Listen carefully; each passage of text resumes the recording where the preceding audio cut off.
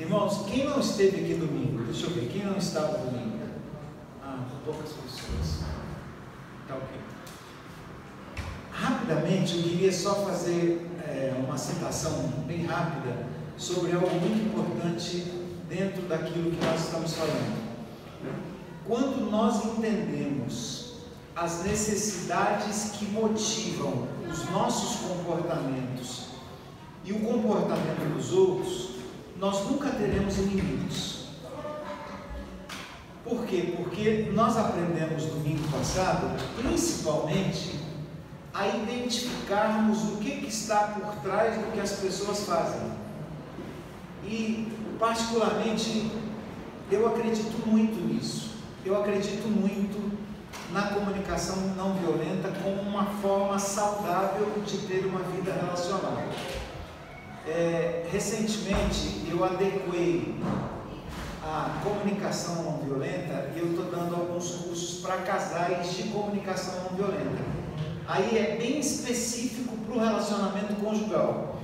Então, comunicação não violenta para casais. Aí eu vou entrar em relacionamento conjugal, certo? E estou fazendo agora a comunicação não violenta para pais e filhos, relacionamento de pais e filhos, que eu acho muito eficiente. E eu estou me aprofundando nesse tema porque eu realmente acredito que funciona na prática. Eu tenho visto o funcionamento desse estilo de comunicação na mudança e na restauração de relacionamentos. Então a gente precisa entender, falamos isso domingo passado, que quando nós entendemos o que está por trás das pessoas, nós temos um olhar diferente. O nosso olhar muda imediatamente. Acontece algo também de forma frequente, nós nos ofendemos muito fácil. É muito comum nos relacionamentos a gente pisar em ovos, né? O pastor da igreja, os líderes ou qualquer pessoa da igreja vai falar com alguém, precisa falar alguma coisa, mas ele fica pensando assim: eita, ele vai espanar, ele vai ficar chateado, vai levar para o lado pessoal, então eu não sei como é que eu falo. Vocês concordam que a gente é cheio de milindres para dizer alguma coisa para alguém? Porque a gente fica com medo de ofender a pessoa. Quando você tem medo de ofender a pessoa e você pensa isso dela, ela já está ofendida antes de você falar. Não é você que vai ofender essa pessoa. Então, quando nós entendemos os princípios da CNV e os princípios de Deus para nós seremos pessoas mais fáceis, de fácil relacionamento. E você vai perceber que isso começa com a visão de perceber o que está por trás do que as pessoas fazem. Grava isso, porque se você gravar isso hoje, eu já ganhei o dia. Então, assim, estabelecer algumas metas relacionais. Que metas são essas?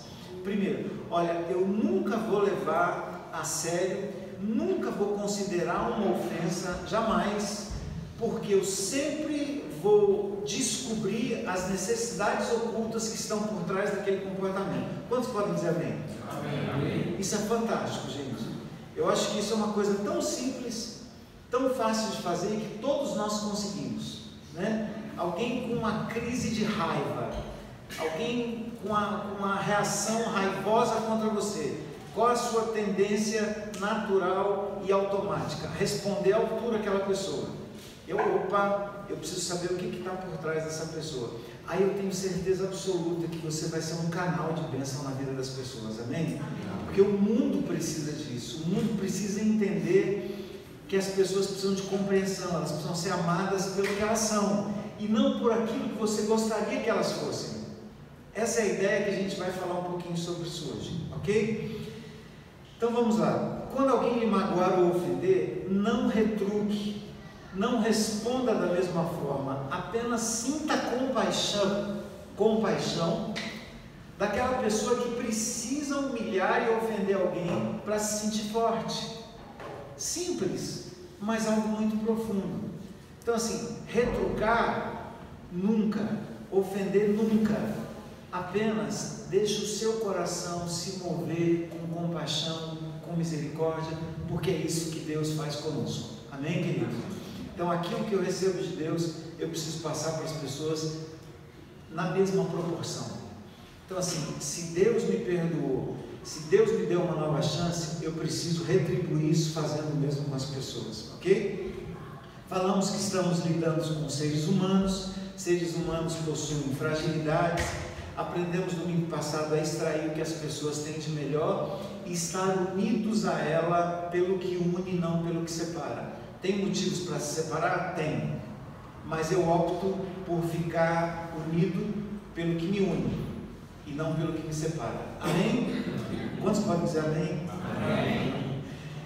E falamos também dos 4 pilares para entrar no assunto de hoje. Quais são os 4 pilares da comunicação não violenta? A observação sem julgamentos, que é muito importante isso. Entendermos que é difícil fazer observações isentas de julgamentos. É algo que nós precisamos, eu estou citando os pontos principais para a gente fazer um exercício hoje. Observações isentas de julgamentos, críticas ou outras formas de análise sobre as pessoas e suas atitudes. O segundo pilar da comunicação não violenta são os sentimentos. É importante nós identificarmos o sentimento que nós observamos. Então, primeiro observação, depois identificar os sentimentos.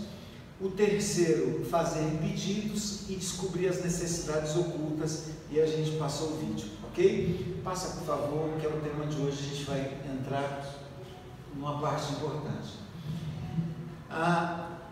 Cuide para que o seu pedido não se torne uma exigência. O objetivo da comunicação não violenta não é mudar as pessoas e seu comportamento para conseguirmos o que queremos, mas sim estabelecer relacionamentos baseados na empatia. Irmãos, passa por favor o próximo. Eu quero falar um pouquinho sobre essa parte que eu acho ela muito importante, eu acredito muito, por isso eu estou falando. Por que nós tentamos mudar as pessoas que estão à nossa volta? Por que nós queremos que as pessoas sejam como nós queremos que elas sejam? E aí eu pergunto, que direito temos nós de mudarmos as pessoas? Todas as vezes que você quer mudar alguém, o que motiva você querer que alguém mude? Eu vou pedir hoje, com a permissão de vocês, que vocês participem o máximo que vocês puderem, tudo bem? Na oficina eu prefiro fazer assim do que dar uma palestra sobre isso. Então, levanta a mão, comenta, fica bem à vontade para falar. Amém, queridos? Vocês já querem falar? Não, eu pensei que fosse uma pergunta. Não. Motiva a você querer mudar as pessoas. Mas pode responder, por favor. É um egoísmo, porque na verdade... É o quê? Egoísmo. Egoísmo. Seu mesmo, porque você quer suprir a sua necessidade, de alguma forma. Também. Agora, olha só, por que nós queremos mudar as pessoas? Vamos aprofundar um pouquinho mais. Vocês concordam que se eu quero mudar alguém, o que me motiva a querer que alguém mude é o fato de dizer que eu estou certo e que ela está errada? Concordam? Por favor, claro. Nem sempre, porque às vezes as pessoas têm diferença. Então, você respeitando as diferentes pessoas, às vezes você quer mudar naquilo que você, no seu julgamento ela está errada. Entendeu? Porque tem coisas que é diferente, são diferenças mesmo, comportamentais. Cada um já nasce com um jeito, é criado de um jeito. Então, às vezes você quer mudar aquilo que no seu julgamento ela está errado. Exatamente. E aí, pessoal, antes de você falar, eu só quero dizer e deixar vocês muito à vontade, porque eu gosto, me faz bem quando alguém discorda de mim. Eu até uso isso como dentro do princípio da comunicação não violenta.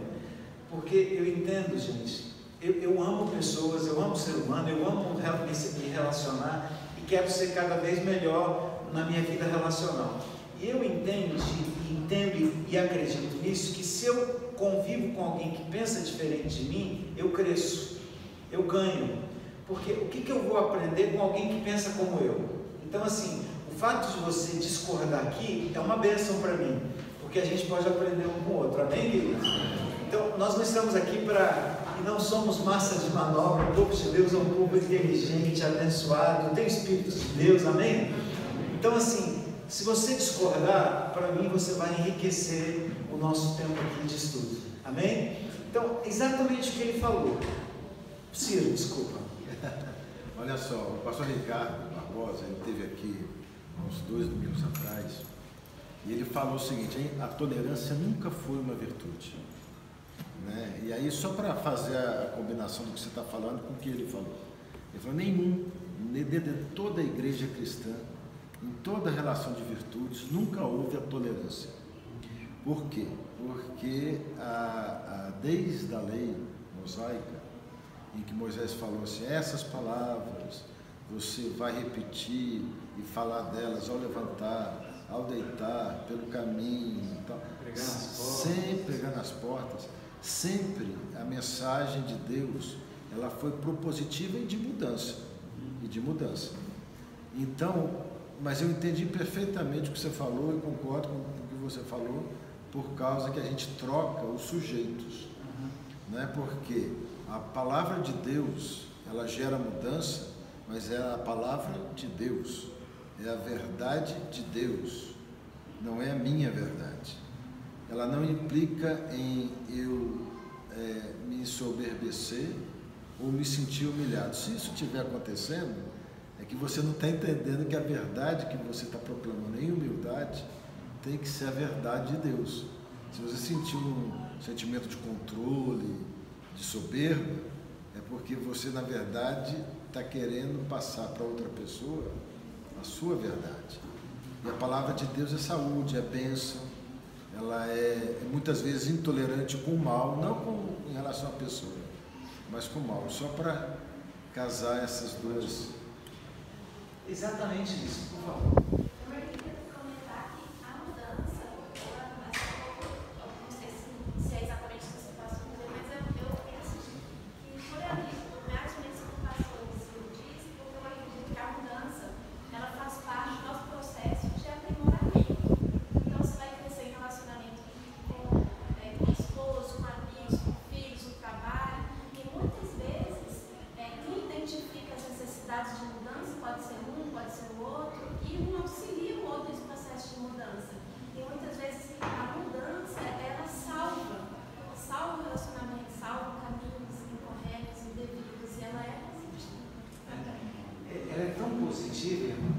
Eu coloquei assim, olha, é sempre bom mudar, e eu até acrescentaria algumas coisas que vocês falaram. Ela é necessária, a mudança ela é fundamental, é bom mudar. Quando você muda de casa, parece que dá um outro ar, você começa a ver que foi bom, foi importante você ter mudado. Eu me refiro num tipo de mudança que nós achamos ser correto, temos um ponto de vista. Lembra que eu falei domingo passado? Por que as pessoas brigam? É porque tem dois certos. Ou porque tem um certo e tem um errado. Um quer ser certo, ou está errado. Quem é que tem razão? Então assim, a gente precisa entender que a mudança, Deus quer que nós mudemos para melhor? Sim. A palavra de Deus nos transforma, né? A vereda do justo, né? Como a luz da aurora, que vai brilhando mais e mais até ser dia perfeito. Isso é o que? Mudança? Quantos concordam que esse versículo fala de mudança? Sim. Então, cada dia nós vamos ser melhor. Eu me refiro na nossa forma de querer que as pessoas mudem para que elas pensem como nós. Compreenderam? Estamos na mesma linha? Não necessariamente igual. Eu acho que você pergunta naquilo que você acha que é errado. Então, tem coisas que são diferentes, mas no seu julgamento está errado. Então, eu acho que não tem vontade de mudar. Pelo menos eu não tenho vontade de modificar as pessoas naquilo que é apenas um pensamento diferente. Mas naquilo que você vê, assim, no seu julgamento você acha que nitidamente está errado. Mas assim, que bom que você pensa assim. Mas existem muitas pessoas que querem que as pessoas mudem porque elas acham que estão corretas. E por isso ela quer mudar as pessoas. É dessa mudança que eu me refiro. Então, quando a gente pensa em mudança, o que nós precisamos entender? Que a mudança, ela precisa acontecer de dentro para fora e não de fora para dentro. De dentro para fora e não de fora para dentro. Então, uma coisa é eu dizer assim: ô Glauco, você é um cara ignorante, um cara estúpido, um cara sem paciência. Outra coisa é ele chegar à conclusão de que, olha, eu estava pensando no que eu fiz, nas minhas atitudes, e eu descobri que eu sou um cara ignorante, que eu preciso mudar. Compreendeu? Qual é a diferença dessa mudança? Uma coisa é eu dizer assim, não, eu quero que você seja assim. Outra coisa é ele tomar consciência, nós vamos falar da ponte da consciência, ele tomar consciência de que o relacionamento, a forma com que ele está conduzindo a vida dele está prejudicando outras pessoas e ele precisa mudar. Entendeu a diferença da mudança de dentro para fora e a mudança de fora para dentro? A mudança de fora para dentro é a mudança que as pessoas querem provocar em nós. A mudança de dentro para fora é a mudança que você gera a consciência e a necessidade de que eu preciso mudar para que os meus relacionamentos sejam saudáveis. Amém, pessoal? Então vamos lá. Pensando nisso, processo de mudança vão mudar. As pessoas não mudam, ao menos que elas tenham alguma razão ou incentivo para isso. Então, forçar alguém a mudar é contraproducente. Contraproducente é o resultado oposto daquilo que se espera. Então assim, você pensa que está mudando, mas está piorando a situação, certo? Pode passar, por favor. Geralmente, quando nós queremos que as pessoas mudem, nós começamos a olhar aquilo que está errado e usar a crítica como estratégia da mudança. Olha só, queridos, como é importante nós entendermos isso. Todavia, quando as pessoas são criticadas, elas tendem a investir sua energia e autodefesa no contra-ataque. Quando a gente fala de crítica, eu vou até dizer que isso aqui já é meio polêmico, e é bom que seja para a gente poder trocar conhecimento. Mas, particularmente, dentro dos meus estudos, eu descobri, não fiquem chateados com o que eu vou dizer, mas eu não acredito em crítica construtiva. Eu não acredito que exista crítica construtiva. João do céu, o pastor não pode fazer isso porque eu estou ajudando alguém, eu estou falando que está errado para ela melhorar, a minha intenção é boa em criticar. Eu não estou falando de intenções, eu estou falando de resultados. Porque a crítica, olha como é que a crítica construtiva aparece. O marido chega para a mulher e fala assim, amor, você engordou, né? Você está assim cheinha, está feinha e tal, porque você está gorda. Assim, que é isso? Você está falando que eu sou gorda? Não, mas eu estou falando isso porque eu te amo. Imagina se não amasse, o que ele ia falar? Então assim, quando a gente olha algo que você gostaria de ver diferente e fala assim, olha, não, eu estou falando, mas é porque eu quero o melhor dessa pessoa. Às vezes o querer o melhor para a pessoa não é isso que acontece na prática. Por quê? Porque quem é criticado faz a seguinte leitura: toda mulher que é criticada, todo homem que é criticado, qual é a estratégia de autodefesa e contra-ataque?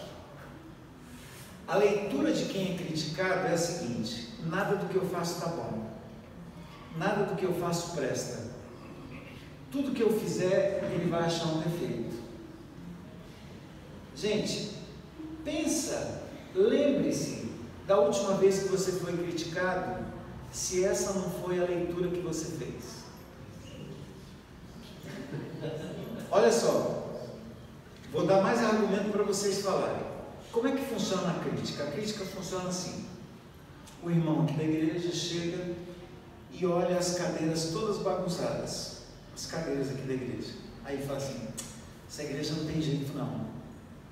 Olha só, a igreja está suja, a igreja está suja. Só que a igreja está suja, mas ele não é capaz de agachar e pegar um papel que está no chão, compreende? Mas dizer que a igreja está suja é uma forma dele dizer assim: não, eu amo essa igreja e quero a igreja limpa.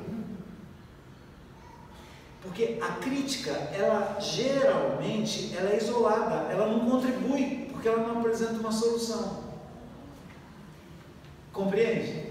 Então assim, a igreja está suja, então eu tenho que pegar uma vassoura, né, chamar alguém e limpar a igreja, e não dizer que a igreja está suja. Então assim, a comida não saiu a contento, não era do jeito que você queria, você pode dizer assim: olha, a comida está ruim. Quem fez a comida, como é que vai se sentir? Péssimo. É isso mesmo. Puxa, nada do que eu faço está bom. Agora, como é que você poderia, se você acredita na crítica construtiva, você poderia falar? Uma coisa, a gente vai aprender aqui, é afirmar. Outra coisa é dizer por meio de perguntas as suas afirmações. Por exemplo, o que você acha de colocar um pouquinho mais de sal? Entendeu? Pessoas, está ruim?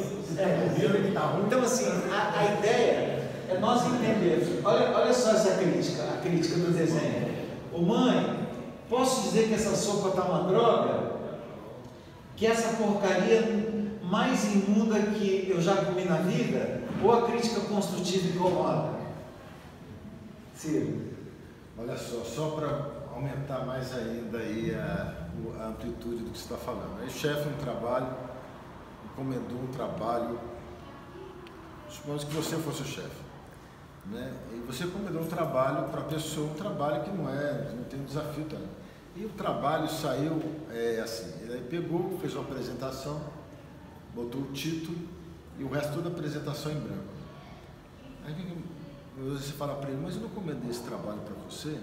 Ah não, mas é o seguinte, eu achei que era impossível fazer o trabalho sem antes de ter um momento de discussão em equipe e tal. Então eu fiz a apresentação assim para mostrar que tudo ainda está por construir e depende dessa reunião da equipe. E o teu chefe pediu esse trabalho para você e você confiou nele. Aí você fala assim para mim, não, houve erro assim no endereçamento, o chefe poderia ter melhorado tudo isso, mas o chefe, ele quer o trabalho, o chefe dele, certo? Ele quer o trabalho. E na verdade ele vai cobrar de você por o que você fez de errado. Aí você vai falar para ele, eu fiz de errado, eu encomendei errado, eu falei, não me interessa, eu preciso do trabalho. Ok, aí a relação que a gente tem familiar, os amigos, ela tem outra natureza. Ela não é do mundo público, ela é do mundo privado. E no mundo privado existe, na sociedade pós-moderna, o seguinte, tudo é livre. Tudo é livre. O cristão, ele tem que elaborar com duas realidades. Uma, que o modo como eu vou falar faz toda a diferença. E outra, e que nem tudo é livre. Você está entendendo? Eu estou te dando mais ferramenta para você comentar, né? Não estou criticando, não estou fazendo crítica construtiva. Estou te dando mais uma ferramenta para você comentar isso. Então nós temos padrões diferentes, tanto no mundo público quanto no mundo privado. Mas o mundo público, ele é prescritivo, porque tem que sair o resultado, que é o trabalho. Agora, o mundo privado também é prescritivo para o cristão, não de uma pessoa para outra, de novo. É Deus que faz isso. E o erro está em as pessoas se sentirem como Deus, né? Sobre uma outra, uma relação, né? Entre irmãos, né? Ok, mas existe a prescrição. Existe. O que eu quero dizer é que, dentro dessa contribuição, só para a gente não entrar muito nisso, porque tem razão no nosso tempo, mas algo que para mim faz uma grande diferença nos relacionamentos é nós cessarmos todo tipo de crítica. Mas se você acredita que pode contribuir, então apresenta sempre uma solução e não fale da crítica como algo isolado. Amém, pessoal? Eu digo isso porque isso acontece muito e eu tenho ensinado algumas pessoas, eu tenho uma equipe de trabalho grande também no trabalho, e assim, eu percebo algumas coisas que eu gostaria de ver diferente. Todo supervisor, todo chefe faz isso, eu gostaria de ver diferente. Então, uma coisa é dizer, olha, isso aqui está uma droga, está horrível isso aqui. Outra coisa é você dizer assim, você poderia fazer dessa forma ficaria diferente. Então assim, a sala está suja, então eu vou limpar, e eu não vou dizer que a sala está suja, compreendeu? A comida não está contente, mas eu posso acrescentar isso, e se ela vai ficar boa e não dizer que a comida está ruim, para não dar a ideia de que quem está sendo criticado, ele sempre está com esse pensamento, fulano não está satisfeito comigo. Ele sempre vai reclamar de alguma coisa. E esse sentimento faz com que a pessoa perca a motivação de continuar fazendo alguma coisa. Porque é natural você ser desmotivado pela crítica. Então, a crítica tira a motivação de continuar fazendo. Mesmo que no seu entendimento você possa ter a motivação de querer fazer a tal da crítica construtiva. Olha, eu estou fazendo isso para que você seja melhor, né? Eu chamei um pintor para fazer um serviço lá na minha casa e a tinta escorreu toda na parede. Ficou aquele negócio escorrido assim, né? Aí eu tinha, puxa, você é um péssimo pintor, cara. Você está vendo aqui? Eu estou te pagando para fazer um serviço, você deixa a tinta escorrer, olha aqui, né? Você é um péssimo pintor. Como é que eu posso fazer esse tipo de colocação? Olha, o que você acha da gente fazer dessa forma, né? Então assim, enquanto não tiver assim perfeito, sem marcas, escorrimento de tinta, né, a gente tem que continuar trabalhando, porque a gente tem que dar o melhor para que outros serviços apareçam e você possa se colocar melhor no mercado de trabalho. Eu vou estar ajudando essa pessoa? Claro que sim. Agora, se eu disser assim, cara, você é um péssimo pintor, se ele não estiver bem, desculpa, se ele não estiver bem naquele dia, ele pode fazer uma besteira ali, e falar assim, não, eu não nasci para isso. Então, a gente precisa entender que nesse processo, a crítica construtiva ela é sempre maléfica, ela é sempre destrutiva e nunca construtiva. Mas se você acredita um pouquinho, então ofereça a solução e não a crítica. Por favor. É o seguinte, eu acho que você falou, você tem que orientar, mas deixar a pessoa fazer. Se você pega e a pessoa vê, ou tem uma ciência que você refez o que ela fez, ela vai se sentir muito inferiorizada.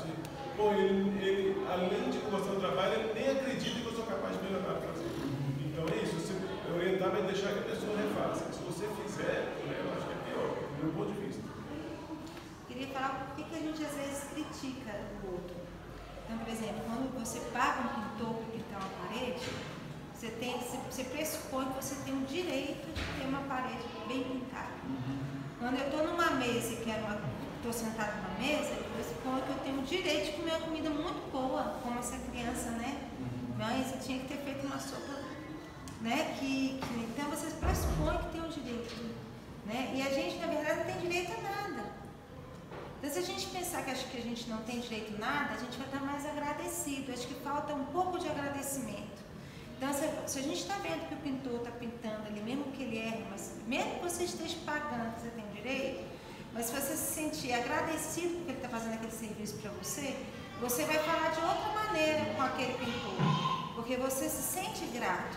Se você senta na mesa com a comida que sua mãe fez para você, que ela fez com alegria e felicidade, ela pode ter errado, mas ela estava com a intenção de fazer o melhor, sempre mas ela não fez bem feito por alguma coisa ficou suja, ou não pôs alguma coisa na mesa, ou você pode ajudar, porque você não sabe como foi o dia de sua mãe, ou você pode interferir, mas você se acha no direito, que você tem o direito de sentar na mesa, está tudo perfeito, e a comida tem que estar pensada, você vai criticar, e vai achar que tem o direito de criticar, ou criticar o pintor que está pintando.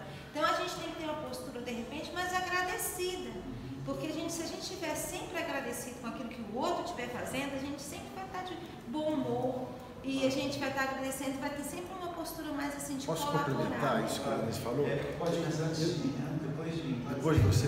É porque assim, na sequência, eu acho que tem uma coisa muito educativa. Você, antes da crítica, além de você ser agradecido, é você primeiro falar, vem cá, eu não tenho meus erros, entende? Isso aí vai te levar a descer do pedestal do julgador, né? Eu nunca, por exemplo, deixei a igreja, sempre catei todos os papéis, mas será que eu também não fiz alguma coisa, ou não combinei uma coisa e não cumpri? Será que eu também não tenho os meus defeitos? E a gente sempre descobre que algum defeito tem, mesmo numa análise superficial. Isso dá um pouco mais de humildade né? Eu digo isso porque eu sou pastor de igreja há 24 anos. E pastor da igreja, ele é porteiro, pintor, abre e fecha a igreja, ele é zelador, ele é tudo na igreja, a figura do pastor.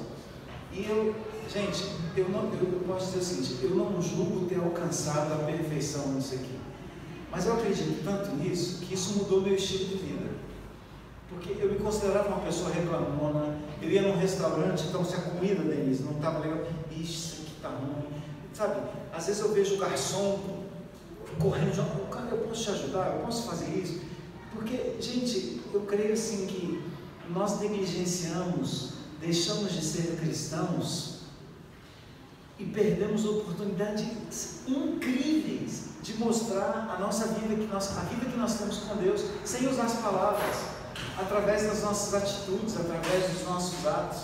Então assim, observa alguma coisa que você gostaria de ver diferente, vai lá e faz, arregaça as mangas, coloca a mão na massa e não fica falando que está errado, porque tem muita gente que faz isso e que já tem gente demais. Só que tem gente de menos que observa uma coisa, vai lá e conserta sem dizer que está errado. Amém, queridos? Amém.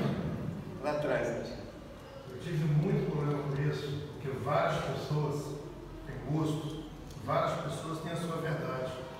O café da manhã no Brasil é um, o café da manhã no Japão é outro, na Itália é outro. Eu não posso dizer que aquele outro café é bom, o café é ruim. Por isso que Deus me encaminhou e eu trabalho com eletricidade. A eletricidade não tem a minha verdade, nem a verdade da pessoa. Tem o que é certo. Se fizer errado, explode. Quando a pessoa faz um negócio que a gente está vendo, fala, olha, aqui não vai dar certo, mas por causa disso, disso e disso. Eu não estou impondo a minha vontade em cima da pessoa e nem estou dizendo que a vontade dela está errada. Estou falando que na parte elétrica tem certas coisas que não tem questionamento, é certo ou vai explodir. Então, mas aí quando a gente tenta trazer para o pessoal que é vontade, que aí complica. Aí eu acho que pelo pessoal a gente teria que entender, passar o que é o certo, mas não é o que é o certo, nem o que é o certo da pessoa. O que é o certo. Gente, tem um jeitinho para a gente se sair bem nos nossos relacionamentos. Perceberam que poucas coisas pequenas, frases pequenas, palavras pequenas podem fazer grandes diferenças. Amém? Pensando nisso, pode passar, por favor. Responda-me essa pergunta.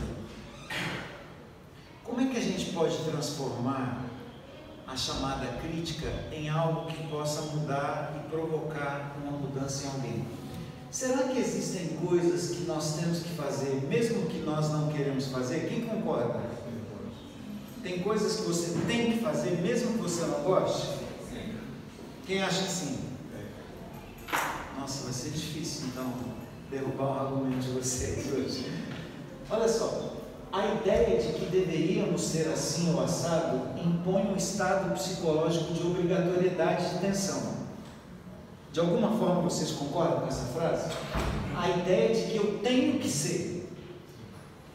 Se eu não fizer, vai acontecer alguma coisa. Impõe um estado psicológico de obrigatoriedade de tensão. O tempo verbal do deveria pressupõe aprisionamento, falta de escolha e desprazer. Já uma escolha feita em sintonia com um valor específico dá prazer em colocar em prática. Você já recebeu algum comando aqui na igreja que você sentiu alegria em responder, em fazer aquilo? Então assim, e aí que se diferem dos líderes e dos ditadores, né? Porque o líder, ele gera motivação nas pessoas para que as pessoas tenham prazer em fazer. Esse é o líder modelo que Deus quer que nós sejamos. Quando alguém chega para você e exige alguma coisa, a forma com que ela fala não gera assim, puxa, quem é esse cara para ficar me mandando? Quem é essa pessoa para ficar me pedindo isso dessa forma? Então, o que eu queria que nós trabalhássemos agora? Passa, por favor. Gerar reflexões através de perguntas empáticas, construindo a ponte da consciência, apresentando novos caminhos e alternativas. Sabe quem é aquele homem ali em cima da árvore? Zaqueu. Vocês não conheciam o Zaqueu? Eu nunca tinha visto a foto do Zaqueu, está ele ali em cima da árvore, certo? O que eu quero dizer? Todo o processo de mudança passa pela aceitação. Primeiro, nós precisamos aceitar as pessoas como as pessoas são. Posso ouvir um amém? Amém. Como as pessoas são. Ah, pastor, mas espera aí, você está falando uma coisa séria, mas a pessoa é alcoólatra, ela fuma, ela é homicida, homossexual. Como é que eu vou trabalhar isso? Principalmente dentro da igreja. Irmãos, é uma questão assim tão delicada de nós falarmos, porque eu coloquei a figura de Zaqueu ali em Lucas capítulo 19. Quem era Zaqueu? Zaqueu era coletor de impostos. Se tivesse lava-jato naquela época, a Polícia Federal japonesa ia estar todo dia lá na porta do Zaqueu para fiscalizar, para fazer busca e apreensão e tudo mais. Zaqueu era um cara que ninguém gostava dele. Ninguém.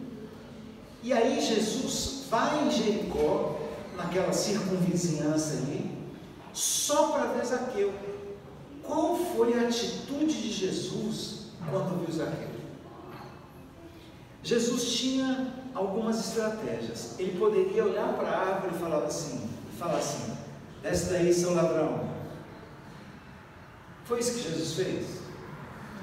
Desce daí, seu baixinho, safado, sem vergonha.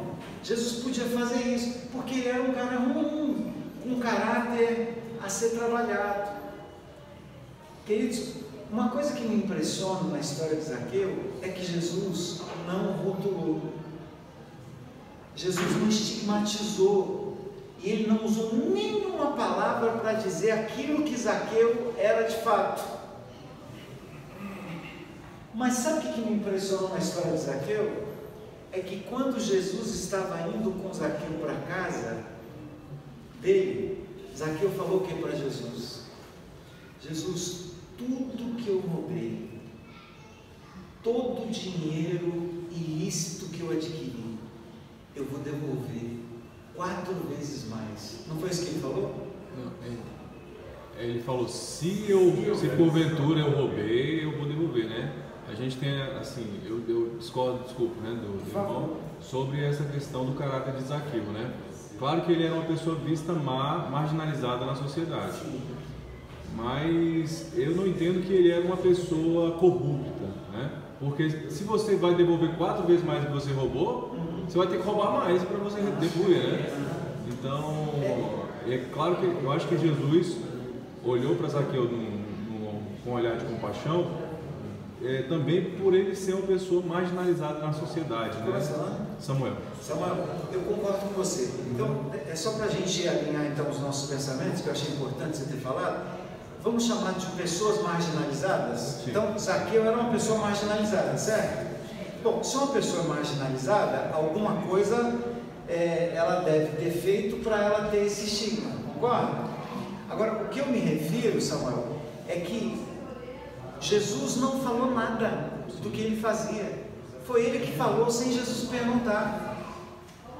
Você compreende? Por quê? Porque a presença de Jesus com ele gerou arrependimento, gerou confissão de pecado. Concorda aqui, Samuel? Então, assim, eu entendo que Jesus, ele não rotulou Zaqueu com os rótulos que fizeram ele ser uma pessoa marginalizada, porque os coletores de impostos geralmente eram assim. Então, assim, ele falou assim: olha, Jesus, eu vou restituir. Se eu fiz, eu vou restituir. Isso é ou não é uma confissão de mudança, de alguém que quer mudar? Só que Jesus não perguntou nada. Então, assim, por que Zaqueu fez isso? Eu entendo, isso não está na Bíblia, minha interpretação, e a gente precisa diferenciar o que é aceitação e o que é conivência. Eu não sou conivente com o pecado, com o erro, mas eu preciso aceitar o pecador. Compreende? Nós estamos vivendo uma sociedade que hoje, e eu digo isso como pastor, coisas que outrora não apareciam, estão aparecendo hoje na igreja. Sabe, de pessoas fiéis, pessoas que amam o Senhor, de repente ele fala assim: olha, eu sou homossexual, eu eu sou isso, eu sou aquilo, como é que a igreja vai tratar de mim? Como é que a igreja vai me receber? A igreja, Jesus veio para quem? Para os justos, para os santos? Quem é que precisa de médico? Os doentes? São os doentes que precisam de médico. E a igreja precisa ser o quê? Hospital. Se a igreja não for hospital, aí nós não cumprimos o propósito de nós sermos igreja.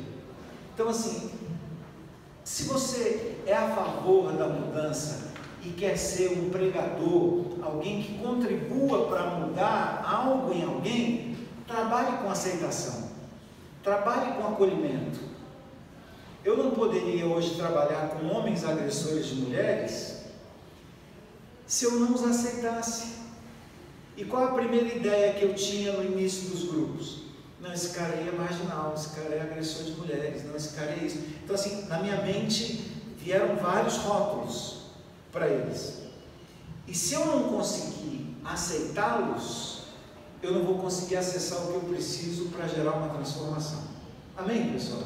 Então, alguém quer falar? Alguém levantou a mão? Se você quer falar sobre Zaqueu? Não, é só, o senhor falou, não há prova nenhuma que realmente Zaqueu tenha roubado no diálogo. Mas assim, havia um fato concreto que ele era um traidor da nação. Porque o publicano, ele era recrutado pelo Império Romano entre os judeus.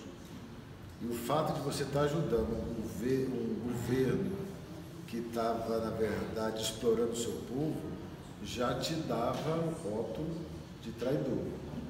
Agora, o que levava a crer, mas não poderia ser julgado pelas pessoas, é porque o Império Romano dava para o publicano o direito de ele fixar o seu salário dos tributos que ele recebia. Então todo mundo falava, esse sujeito, além de traidor, ele é ladrão. Então, a boaventura que Samuel falou cabe, né, por causa disso. Só uma dúvida, Dico, assim, baseado nesse assunto mesmo, de conivência e aceitação. Esse diferente. Para mim é muito difícil. Outra coisa, eu queria entender mais, porque outra coisa também é que nós somos na igreja, eu mesmo sinto essa dificuldade.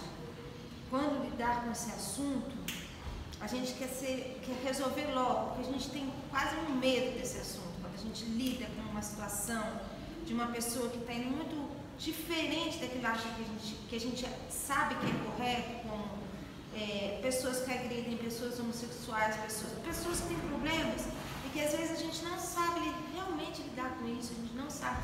Então a gente quer, solucionar rapidamente, né? Então a gente vai com soluções rápidas. Você vê a igreja, você lá, a gente vai com tipo assim, regras que vai dar, talvez até por medo que a gente tem de entrar nesses assuntos, não saber. E essa questão da aceitação, conivência, às vezes eu me torno conivente, às vezes eu não consigo muito bem determinar, eu queria que aprofundasse mais aí nesse tema. Eu não sei se eu vou conseguir contemplar o que você deseja com a sua pergunta, mas você falou uma coisa assim, olha, tem coisas que eu não sei lidar. A gente não sabe lidar até aparecer. Eu digo isso porque, assim, como pastor com alguns anos de experiência, hoje aparecem situações para mim que eu não lidei no passado, que eu não sabia que ia aparecer hoje, só que eu preciso lidar. E eu parto sempre, às vezes eu não sei como fazer, eu não sei te dar uma resposta. Tem perguntas aqui que eu não vou saber responder, mas eu entendo o seguinte, que eu parto da premissa de que a igreja é um hospital e eu não posso negligenciar o cuidado com qualquer tipo de pecado, de erro, com qualquer tipo de mania, sei lá o que. Então assim, eu entendo dessa forma. Se vocês não entendem dessa forma, nós vamos caminhar juntos do mesmo jeito, mas eu entendo que a igreja precisa aceitar em primeiro lugar, de qualquer forma, e não acelerar o processo, como você falou assim, eu quero resolver isso rápido. Às vezes, ou geralmente, na maioria das vezes, nós não conseguimos resolver isso rápido, porque são questões assim muito delicadas, questões que eu estou vivendo hoje na igreja, né? de aparecer coisas que eu não sabia lidar, mas apareceu, eu preciso aprender a lidar.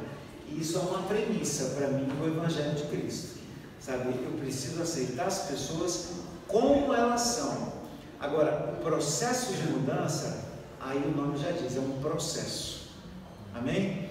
Eu entendo que santidade é uma coisa, santificação é um processo. Amém, querido?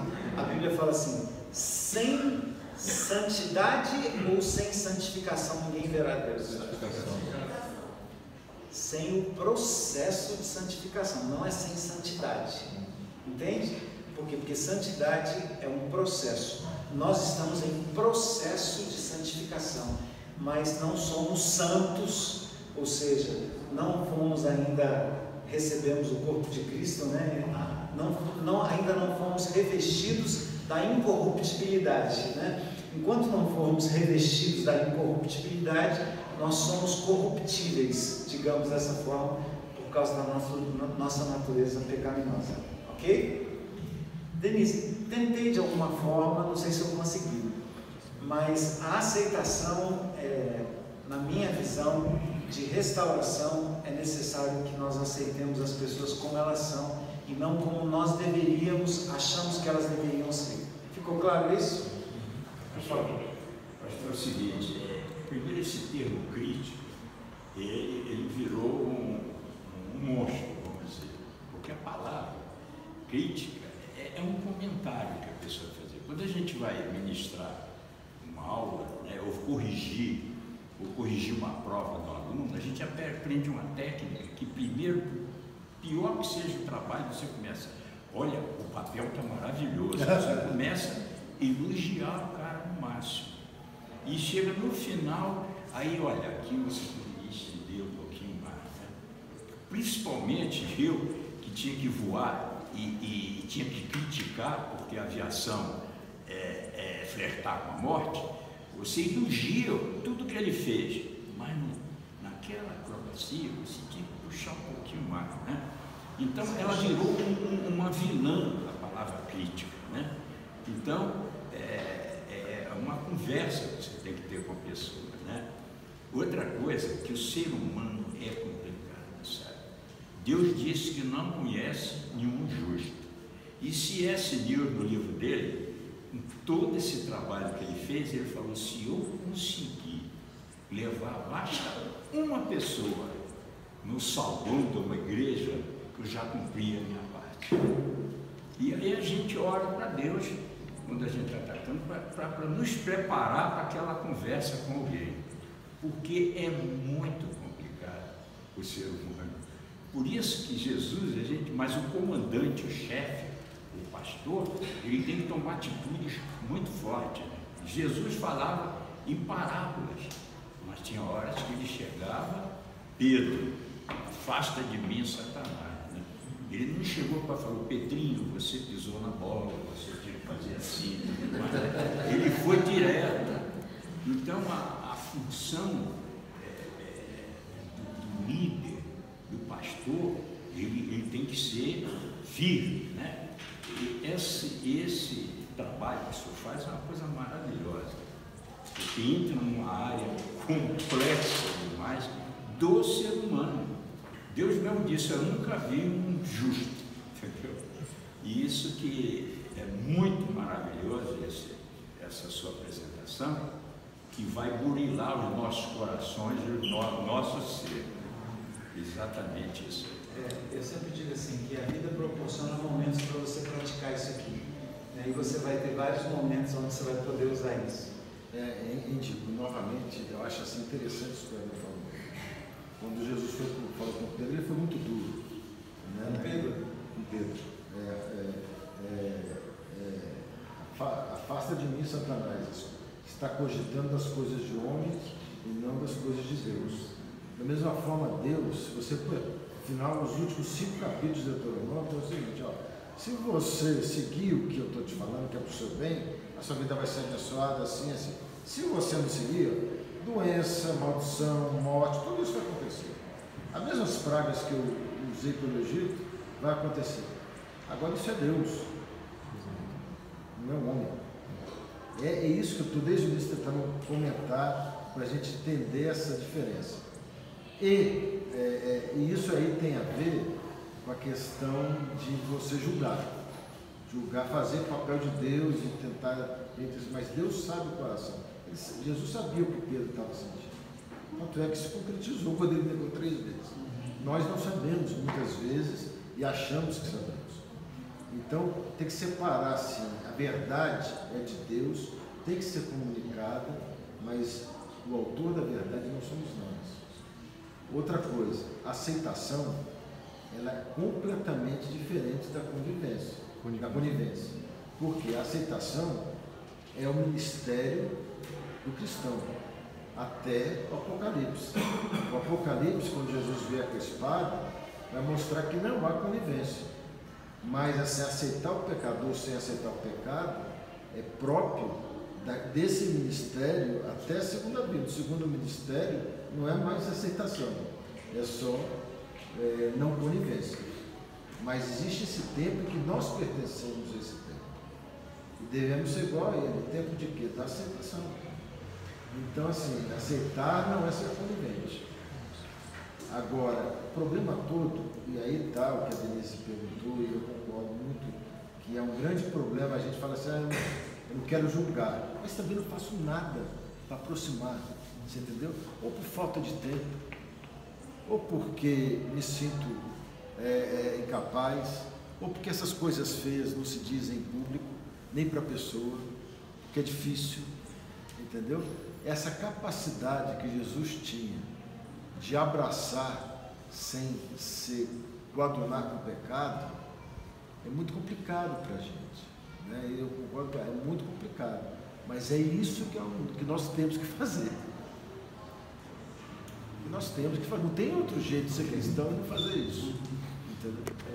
Eu acho gente, eu não sei vocês, mas eu estou achando riquíssimo isso aqui, porque até às vezes as nossas divergências pequenas, a gente aprende de forma assim, até essa fala do Ciro, porque o Samuel discordou de mim, eu não digo que discordei, não discordo disso que o Ciro acabou de dizer, e também estou com medo de entrar para outra linha que foge ao nosso tema, mas com o crescimento da igreja lá no Guará, nós fizemos agora um acampamento com 120 jovens da igreja.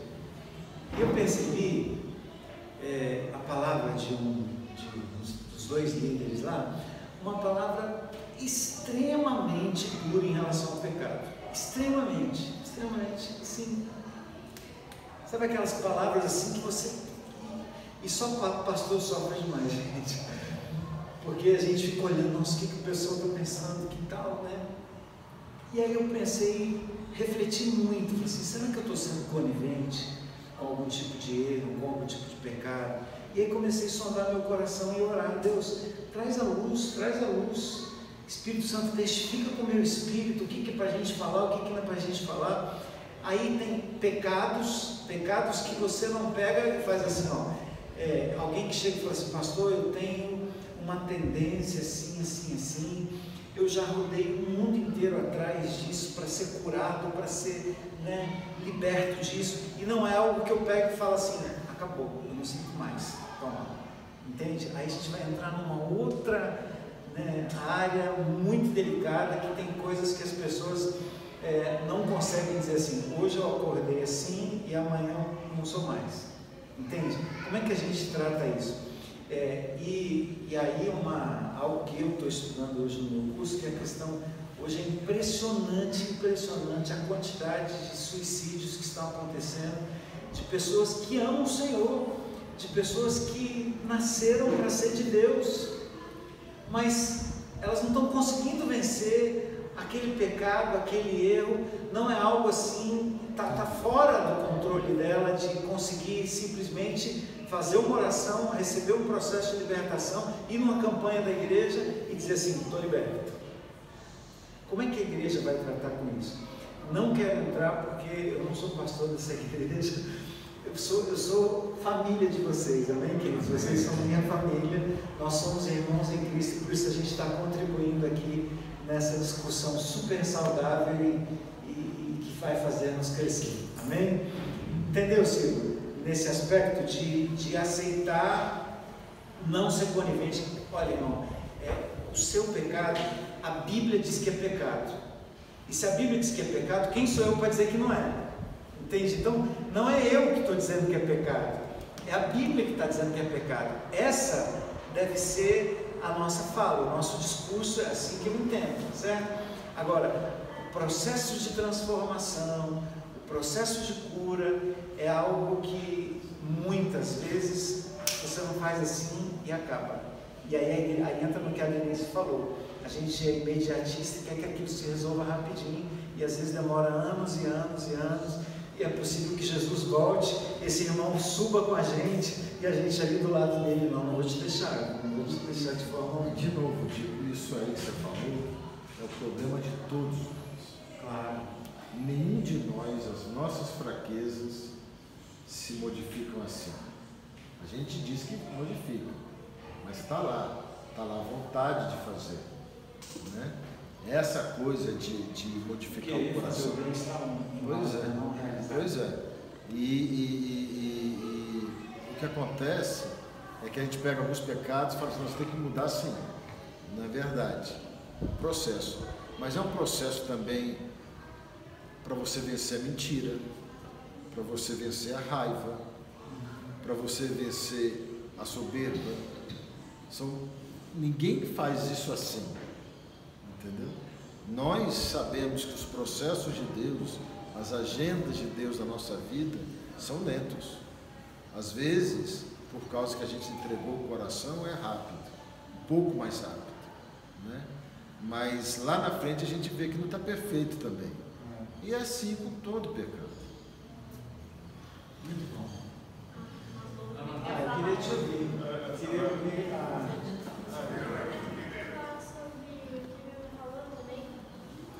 muitas vezes alguns pecados a gente olha. Você é Denise ou você é Denise? Parece muito.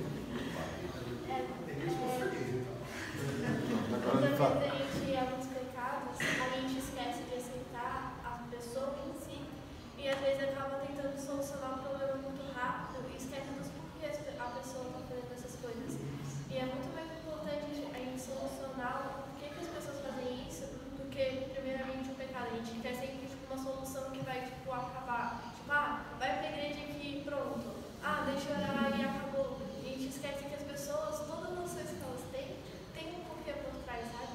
Eu acho que a gente simplesmente esquece disso. A gente esquece de tratar as pequenas coisas que as pessoas têm dentro delas. Excelente contribuição. Gente, eu gosto muito de falar nisso porque eu acredito realmente naquilo que eu estou dizendo. Eu acredito na transformação de Deus na vida das pessoas. Acredito porque se eu não acreditasse eu não estaria aqui, né? E nós precisamos entender que nada do que é humano pode nos surpreender, porque nós precisamos entender a humanidade das pessoas e trabalhar essas humanidades, os defeitos, como o Silvio falou aqui. Amém? Vamos lá, só para a gente dar uma caminhadinha, senão não vou conseguir chegar até onde eu pretendia chegar. A gente estava falando da crítica, do processo de mudança, que todos nós precisamos mudar, que é bom mudar, que a verdade de Deus nos muda, que a verdade nos liberta, e isso faz parte do processo de mudança. Agora, tem algumas coisas que não estão na Bíblia, mas estão nas habilidades relacionais que são fundamentais nesse processo de mudança. É gerar reflexões através de perguntas empáticas, construindo a ponte da consciência e apresentando novos caminhos. Uma coisa é o pai dizer para o filho assim, não faz porque está errado. Qual a ideia que a criança tem quando um pai faz isso? Não faz porque está errado. Ela simplesmente vai dizer assim, tá bom, eu vou obedecer. Mas ela tem outras alternativas? É apresentado a ela novos caminhos, novas opções? Então, nós precisamos entender que não basta você dizer que é errado, que não pode. Além de você mostrar isso, você precisa apresentar novos caminhos. E a gente, a CNV, ela nos ensina a habilidade de nós transformarmos as nossas afirmações em perguntas. E as perguntas, elas geram uma responsabilidade para quem responde. Então, assim, uma coisa é eu dizer assim: você é isso, pronto, acabou. Outra coisa é você, por exemplo, transformar essa afirmação em uma pergunta, por exemplo: quais as consequências que você pode sofrer se você continuar assim? Entendeu a diferença? Olha, você é isso: afirmação, julgamento, juízo de valor. Se eu transformar as minhas afirmações em perguntas empáticas, eu gero na pessoa que responde um compromisso com ela mesma de mudança. Gente, isso faz muita diferença. Hoje eu fico me policiando o tempo inteiro se as minhas palavras, se aquilo que eu quero dizer está transformado em perguntas. Porque eu fico o tempo inteiro dizendo assim: eu não posso afirmar, eu posso pensar, mas transformar os meus pensamentos em perguntas transformadoras. Ok? Tive uma experiência interessante, não sei se eu contei isso no domingo passado, mas eu estava num grupo e estavam se apresentando, falando o nome de cada um, e um homem foi se apresentar e ele falou assim: olha, eu estou aqui no grupo porque eu dei uma taca na minha esposa. Eu dei uma taca na minha esposa, naquelas tacas assim bem dadas, porque mulher, ou você bate ou não bate. Então assim, você tem que fazer um negócio, faz um negócio bem feito. Aí quando ele foi se apresentar assim, todo mundo riu. Eu falei assim: eita, me desestabilizou um pouquinho. Eu falei assim: como é que eu posso corrigir, de alguma forma contribuir para a mudança desse homem? Aí eu olhei para ele e falei assim: o senhor tem filha? Aí eu tenho 2 filhas. O que o senhor faria se o seu genro chegasse para você e dissesse assim: olha, eu dei uma taca na minha esposa, só que é sua filha, o que você faria? Aí ele olhou para mim e fez assim: lembra do profeta quando ele confrontou Davi? Ele disse assim: Davi, você é adúltero, você é isso e aquilo. O que o profeta falou? Ele deu uma viajada, né? O Davi, imagina uma situação. Gente, isso é maravilhoso. Davi, o que esse homem merece? Esse homem precisa morrer. Quem é esse homem?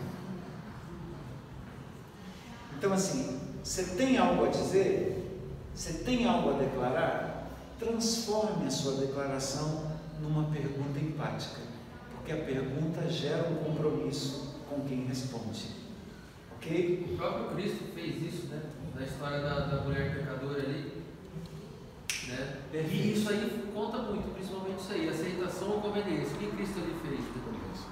E aí depois ele chega e ainda fala para ela, né? Cadê aqueles que te acusaram? Imediatamente cativando a mente dela para gerar, né? Perfeito. A lei diz que tem que apedrejar? Tem que apedrejar? Então beleza.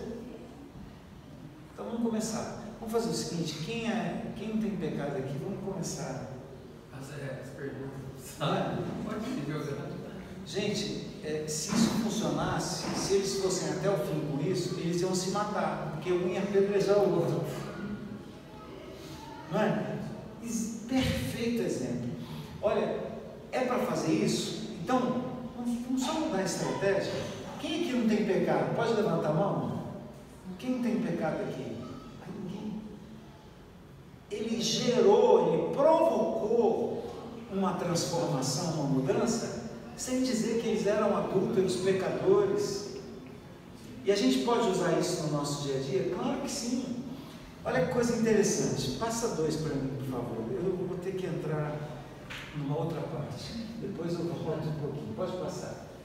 Que pela minha programação aqui eu não vou conseguir chegar até onde eu consegui. Até onde eu planejei. Vamos lá. Passa outro, por favor. Mais 2.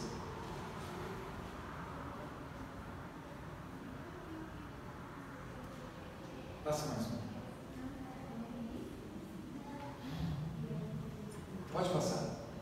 Quando nós queremos que alguém mude de uma forma errada, para que nós usamos sempre a linguagem estática. A linguagem estática, ela é um bloqueio na comunicação. O que é a linguagem estática? Fulano é difícil, fulano é intolerante, fulano é fofoqueiro. Isso é a linguagem que rotula, a linguagem estática para situações que podem mudar. Olha o exemplo. Vi um homem preguiçoso. Qual era o rótulo que nós demos para ele? Preguiçoso. Já vi um homem que nunca corria enquanto eu observava. E já vi um homem que às vezes dormia entre o almoço e o jantar e ficava em casa em dias de chuva. Mas ele não era preguiçoso. Ele era preguiçoso ou fazia coisas que rotulamos de preguiçoso. Vocês entenderam o que é a linguagem estática? A linguagem estática, olha que interessante, no grupo um homem falou assim: João, a minha mulher me chama todos os dias de ignorante, todos os dias ela fala que eu sou ignorante. Aí eu falei assim para ele, e o que você faz com isso? Ele falou assim: eu acredito e sou cada vez mais ignorante. Por quê? Porque ele recebeu o rótulo de ignorante. Ele pode mudar e deixar de ser ignorante? Claro que sim, mas o rótulo faz a pessoa permanecer no estado. Compreende? Isso aqui, quando você vai explicar na prática, você criança desastrada. Criança? É desastrada. Desastrada. Você sempre fala que é desastrada, mas eu estou desastrada. Aí você tira esse rótulo. Isso Perfeito. Eu falei do meu filho, o Léo, domingo passado? Não. O Léo é um adolescente, o Ciro conheceu ele lá em Caldas Novas, um altão, maior que eu. O Léo é aquele adolescente, skatista, agora ele deixou o skate. Resolveu a minha atenção. Não que eu sou contra o skate absolutamente, mas é porque estava atrapalhando os estudos dele. E o Léo assim, aquele cara que chega, joga o tênis no meio da sala, joga a mochila lá, né? E eu sempre olhei para o Léo, cara, você é muito desorganizado. Você é muito bagunceiro. É impressionante. Parece que cada dia ficava pior. E teve um dia que eu falei assim: Léo, vamos fazer o seguinte. Você não é bagunceiro, me perdoa. Você não é desorganizado. E a partir de hoje eu vou arrumar o seu quarto com você. Eu vou organizar suas coisas. Beleza? Topa, Léo? Tá bom, pai. Aí ele chegou da escola, eu fui, organizei as coisas, deixei o uniforme dele, tudo direitinho, tudo. Tirei uma foto do antes e do depois. Né? Tirei uma foto antes e do depois e depois mostrei para ele: Léo, o que você prefere, essa foto ou essa? Organizado ou desorganizado? Aí eu fiquei intercedendo para ele que ele podia gostar da bagunça. Pai, realmente esse aqui foi melhor. E eu percebi uma mudança enorme no Léo, nessa parte organizacional dele, que ele não mudava, porque eu dizia que ele era bagunceiro, desorganizado, rótulo de bagunceiro e desorganizado. É a linguagem estática para aquilo que muda. Compreende? Gente, é impressionante como deu certo isso. Então, assim, no grupo ainda, eu falo muito de grupo porque a minha vivência é uma semana inteira com esses homens. Mas assim, um homem falou assim: João, eu tenho uma dificuldade enorme de compreender o que as pessoas falam e aquilo que eu leio. Por que você tem essa dificuldade? Você lembra de algum episódio desencadeador que gerou essa dificuldade? Falou assim: é porque meu pai me chamava de burro a vida inteira. Tudo que eu fazia, meu pai dizia assim: isso é burro mesmo, olha, faz tudo errado. Gerou um bloqueio mental e ele não consegue compreender aquilo que ele lê. Porque o pai usou uma linguagem estática para aquilo que podia mudar. Gente, isso faz muita diferença, porque nós constantemente e muitas vezes inconscientemente nós rotulamos as pessoas. Aqui na igreja nós rotulamos as pessoas. Nós queremos estar próximas de umas e outras. Ixi, aquele irmão é muito difícil, então ele tem um rótulo difícil, a gente não quer se aproximar dele. Será que existem pessoas difíceis?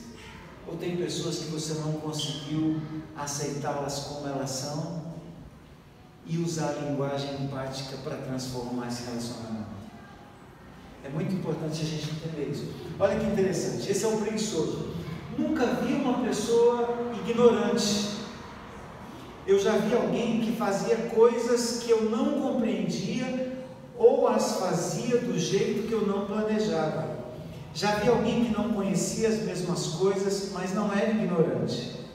Antes de chamar alguém de ignorante, pense: é ignorante ou sabe coisas diferentes do que você sabe? Percebeu? Se eu escrever um 6 aqui, para mim é 6, para você é 9, quem está certo? Os dois podem estar certos, mas a nossa linguagem estática gera um bloqueio na nossa vida relacional, porque a gente está o tempo inteiro colocando rótulos na vida das pessoas. E a colocação de rótulos gera em nós uma aversão e uma resistência à pessoa que nós rotulamos. Aí na hora de fazer a seleção, na hora de convidar para o aniversário em casa, não, vou convidar fulano, porque fulano é isso e aquilo, é fofoqueiro, é isso e aquilo. Quem quer falar? Porque a gente tem a tendência de fazer, eu estou certo, você está errado, mas depende da situação, nem um nem outro. Às vezes os dois estão errados, ou os dois estão certos. Depende do ponto de vista de cada um. E aí, para a gente fazer um exercíciozinho rapidinho sobre isso, que susto, porque o relógio não foi acertado no horário de verão, mas aqui ainda continua o horário de verão aqui na igreja. Eu pensei que já era uma hora.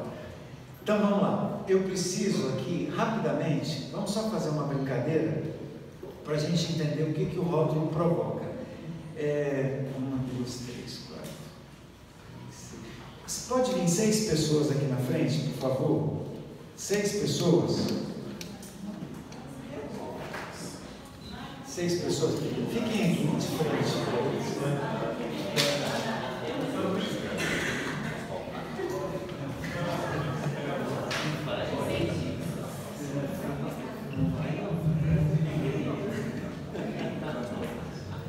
Vocês ficaram com medo, né?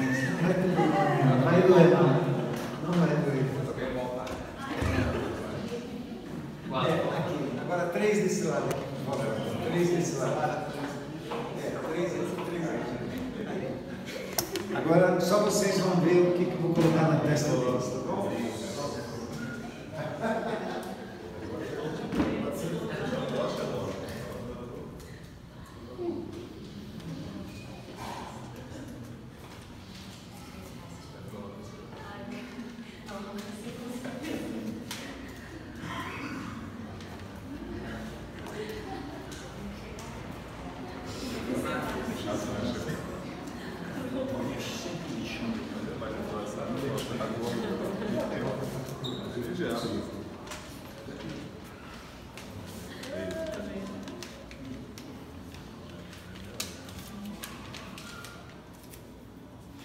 Só deu certo ou não?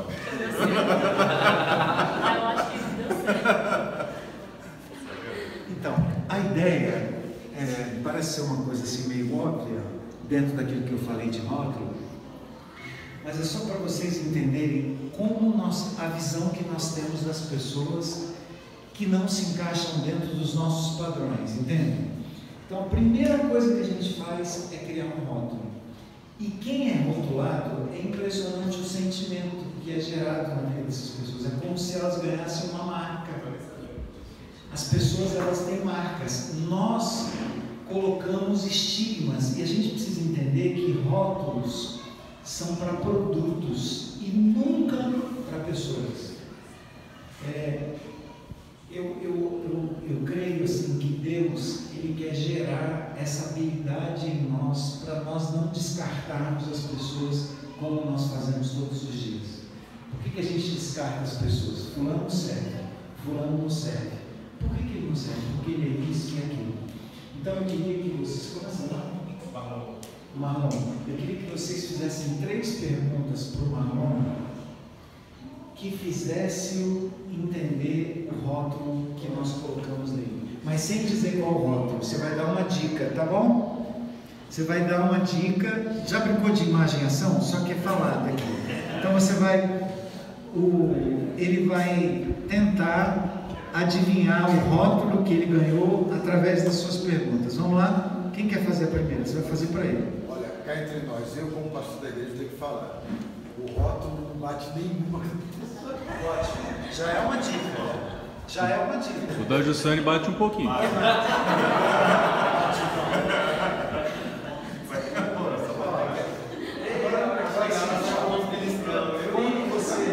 Quando você achar que já sabe, aí você fala. Tudo bem? Mais perguntas para ele? Desfila aqui. Olha o meu rótulo, tá? Mais agradável, cara. Tá vendo aí? Alguém tem alguma ideia? Ajuda aí, gente. Você já viu de fazer um lanche com a gente hoje à noite aí com todo mundo? Na sua casa. Na sua casa.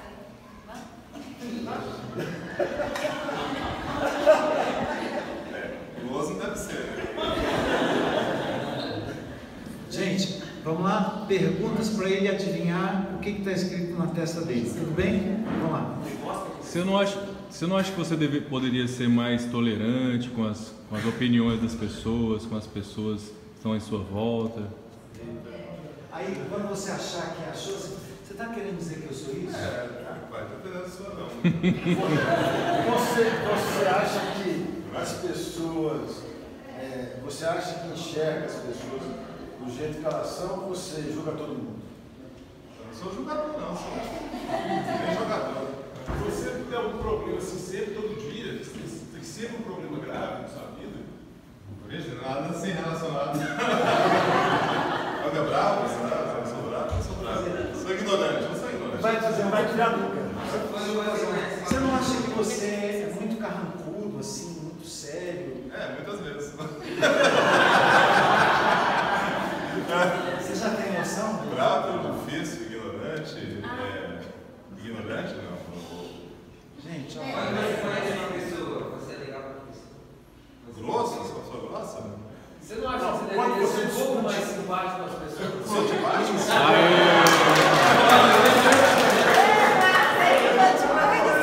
Essa foi muito fácil. Gente, essa aqui é fácil, né? Essa é fácil. Vamos lá então formular as perguntas para ela. Você contou aquele fato para quantas irmãs?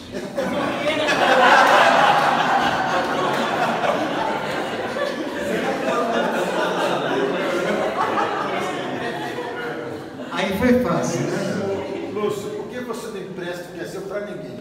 Tá me chamando de egoísta? Vamos lá? Pastor.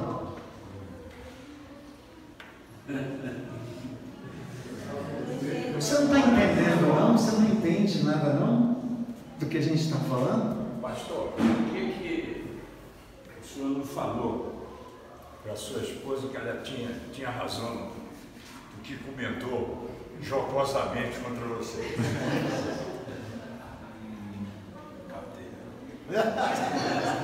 As filhas, tem alguma pergunta? Por que você não ouve ninguém? Você se acha muito sábio?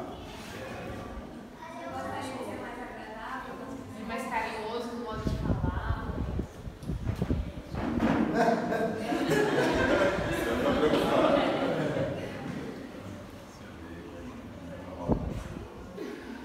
Esse que eu dou uma razão, né?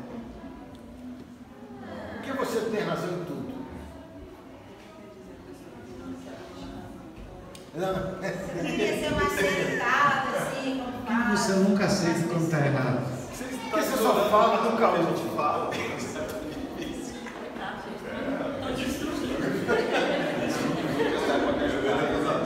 Você nunca entende o que a gente fala. Você sempre. Ignora aquilo que as pessoas falam. Nunca aceita a opinião de ninguém. Muito bom. Vamos lá, rapidamente. 3 perguntas para ela.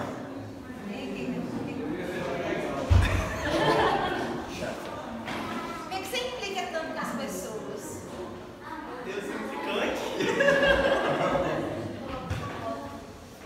Vai, gente, pergunta. Podia ser mais legal. Pode falar logo. Por que você insiste sempre em uma coisa?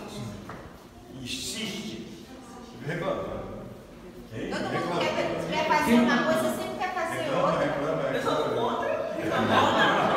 Por que você quer bater todo mundo? Porque Conversa, só quer bater, quer... Porque ninguém quer. Agressiva. Porque ninguém quer chamar você para as festas. Ninguém quer chamar. Ninguém chama.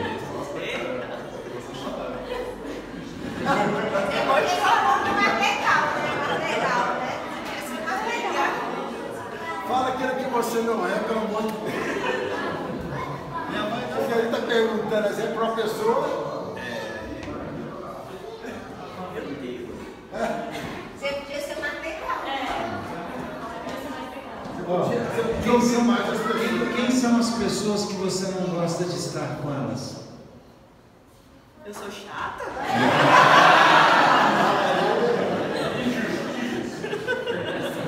Vamos lá? Perguntas? Nunca está satisfeito, né, Samara? Nunca está satisfeita. Satisfeita? Agradecida? Por que você não aceita a opinião das pessoas? Porque você sempre quer fazer do seu jeito, só pode ser do seu jeito, não pode ser do jeito de ninguém, sempre sua opinião tá certa. Nada pessoal nem familiar. Dou uma oportunidade. Podia ser mais fácil de se relacionar.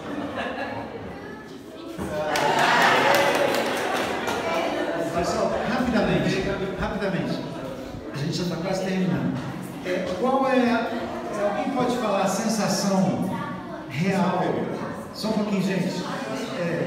A sensação real e não fictícia aqui, se alguém estivesse tentando falar alguma coisa que você ouviu aqui, o que gera no seu coração? O que no seu sentimento? Eu acho que o pior é eu não saber qual rótulo que eu tenho.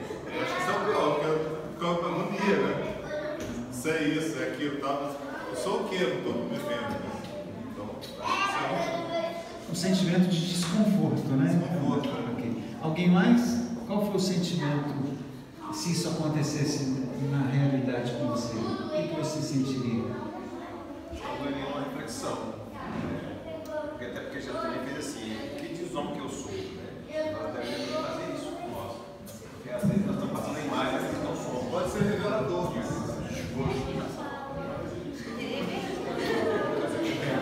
Pessoal, rapidamente, assim, o sentimento que a maioria das pessoas tem é um sentimento de injustiça, é um sentimento de acusação, concordam?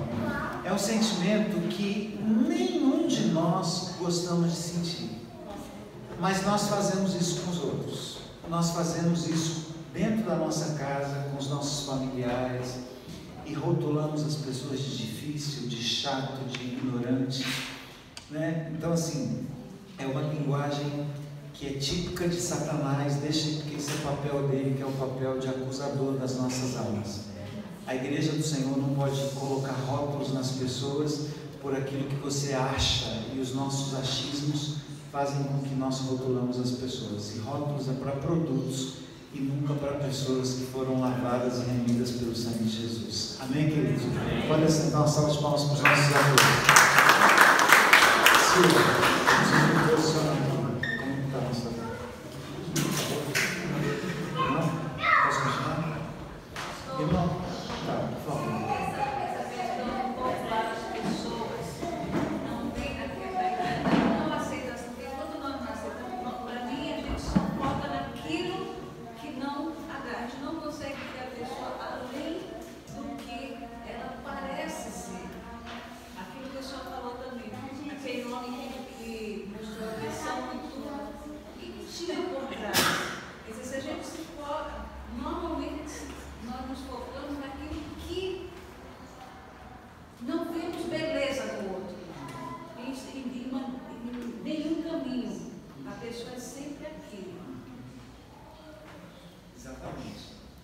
E aí entra os nossos juízos moralistas, né?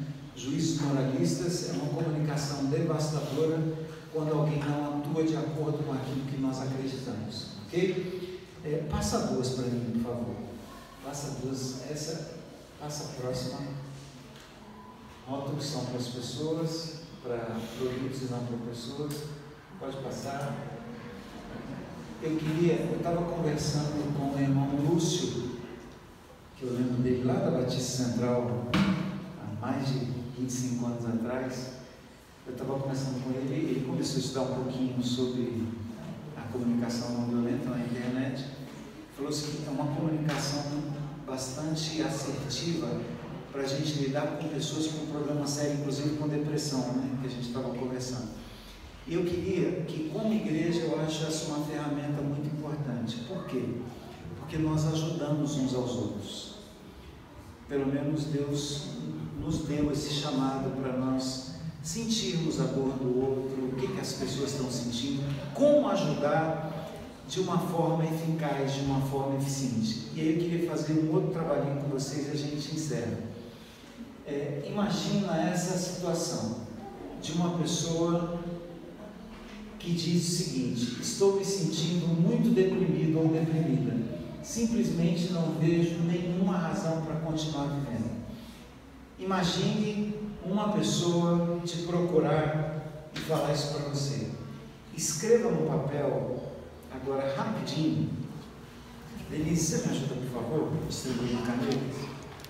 Eu queria que você fosse bem objetivo e você escrevesse algo que você diria para essa pessoa.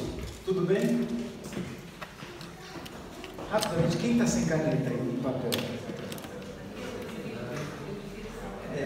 Como o nosso horário está um pouquinho adiantado, eu queria que vocês fossem o mais rápido possível, se fosse possível, né? Escreva assim uma frase, 2 frases. O que você diria para essa pessoa aqui?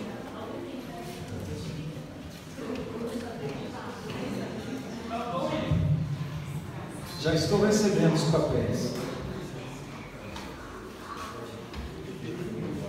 Escreve o que você falaria. Pode dobrar o papel aí, dividir em 2 e dar para alguém aqui na frente.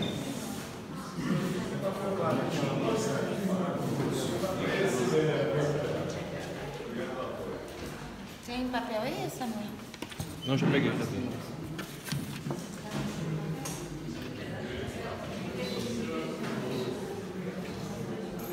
Alguém está sem papel ou caneta? Lá atrás.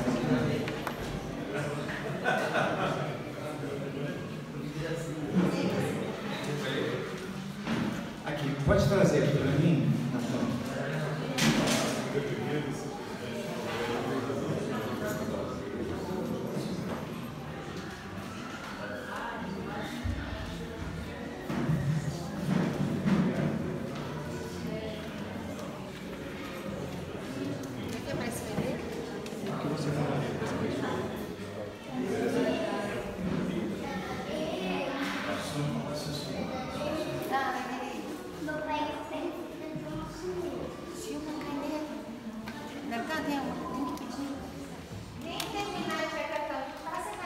Tem uma caneta.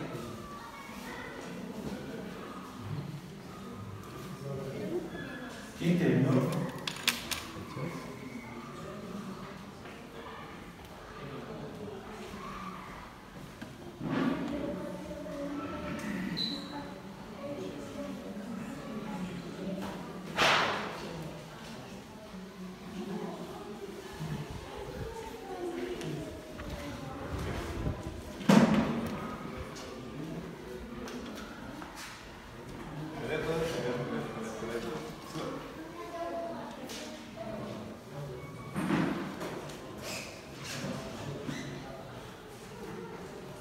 Podemos começar?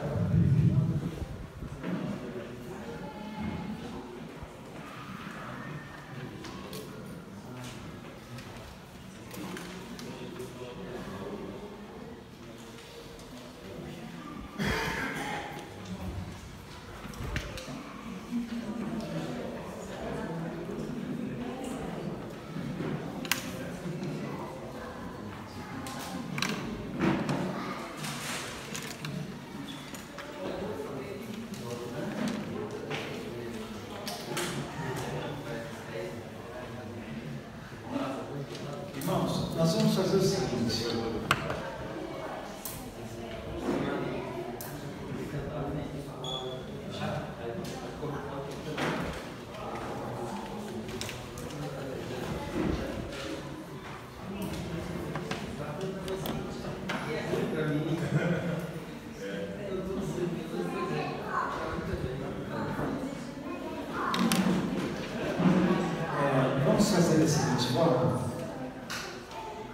Eu perguntei para vocês,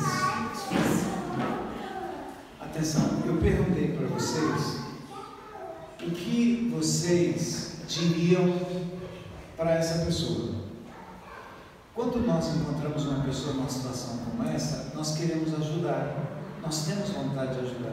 E muitas vezes a nossa forma de ajudar não é a forma correta, porque nós não conseguimos, e aqui eu vou entrar só no final, eu quero fechar domingo que vem, falando sobre empatia. O que é realmente empatia? A diferença de ser empático e ser simpático. Às vezes nós somos empáticos e às vezes nós somos só simpáticos. Quando a gente é simpático, a gente não ajuda as pessoas, nós não conseguimos ajudar as pessoas no nível que a pessoa precisa de ajuda. Como nós estamos falando dentro de um hospital, e Jesus veio para os doentes porque os sãos não precisam de médicos, nós precisamos ser melhores médicos para ajudar de forma mais assertiva as pessoas.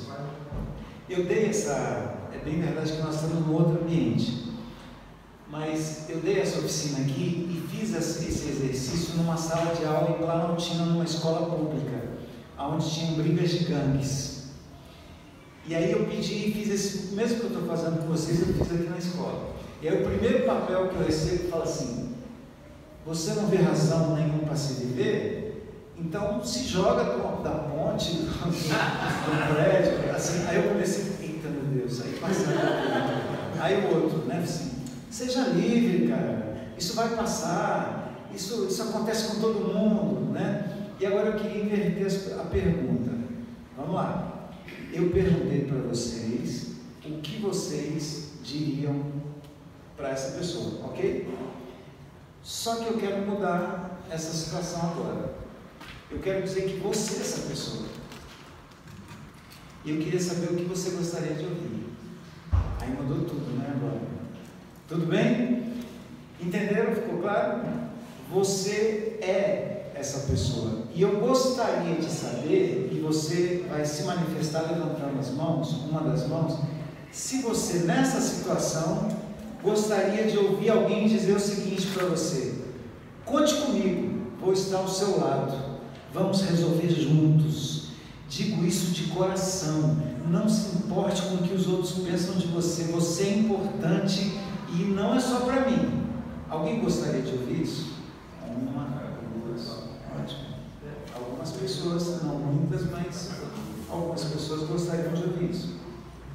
Se você estivesse nessa situação, você gostaria de ouvir alguém dizer assim: o que te faz sentir assim?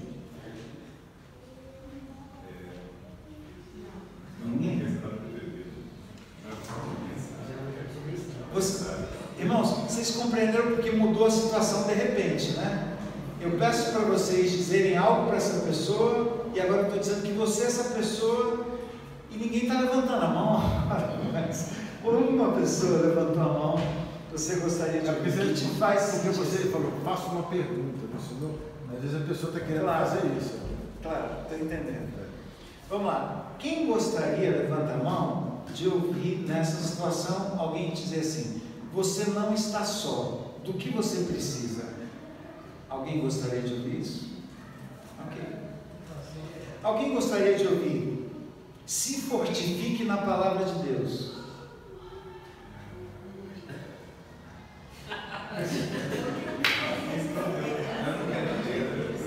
Duas pessoas.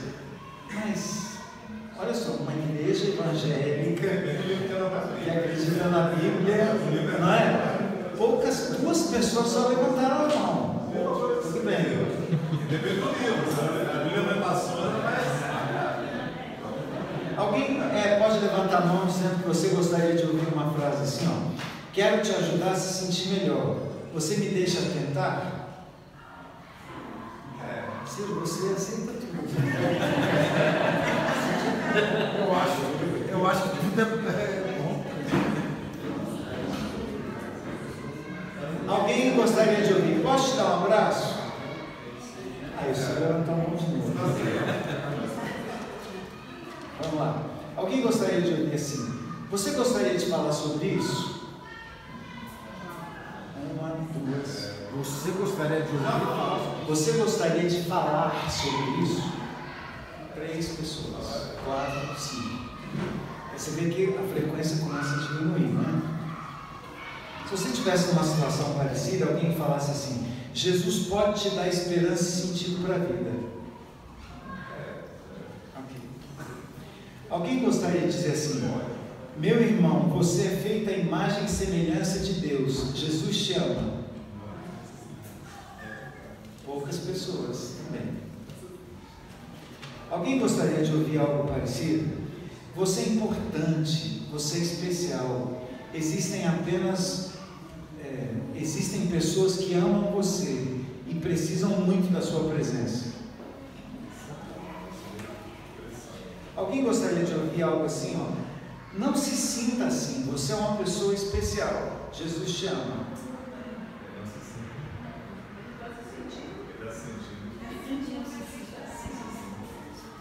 Jesus te ama.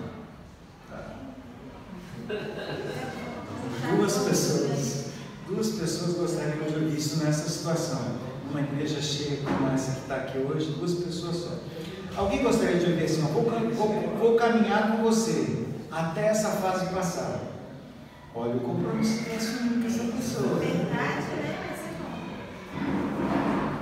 Alguém gostaria de ouvir isso aqui? Estou aqui para ouvir você falar. Pode falar. Pode falar.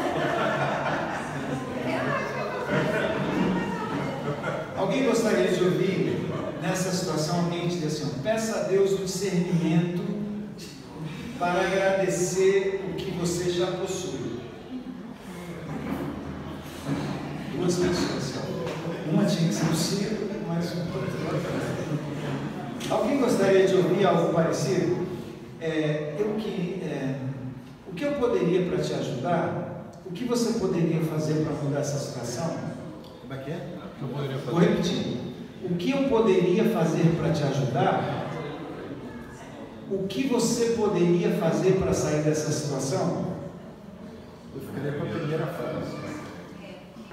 50% só da frase, o Senhor aceitou. Rapidinho, gente, eu vou acabando.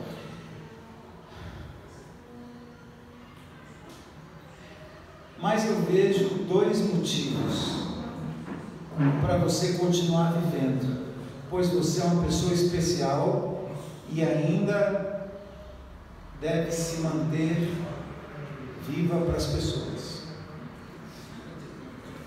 Eu não consigo entender uma palavra aqui, mas tudo bem.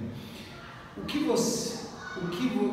que quer que você esteja sentindo ou vivenciando, saiba que Deus te ama e lhe aceita como você é. Alguém gostaria de ouvir isso? Nessa situação? Alguém gostaria de ouvir dizer assim: ó, confie em Deus, porque Ele nunca vai te abandonar.